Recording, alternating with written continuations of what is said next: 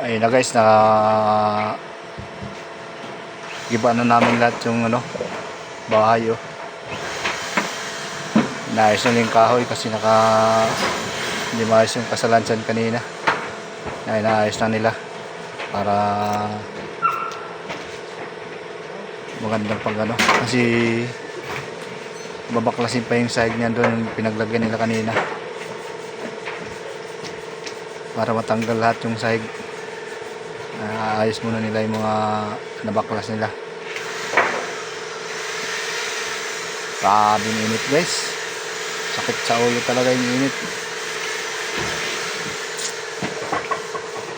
Tayong magagawa talaga, silong-silong lang to, silong-silong. Kawawa yung mga tao.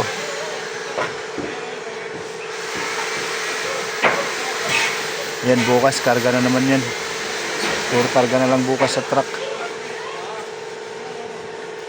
Bukas pa pupunta yung truck para maghakot ng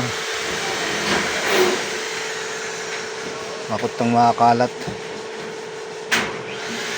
Dali namin yan doon sa Cairo. Doon din namin itatayo yan kasi doon kami lilipat. Yung nilipatan namin doon sa Narita, yung nilipatan namin kagahapon, pabaklasin din yun kasi bubuksan na rin yung kinatayo ng barracks doon. Bubuksan na rin yun, kaya gigibay na rin yun.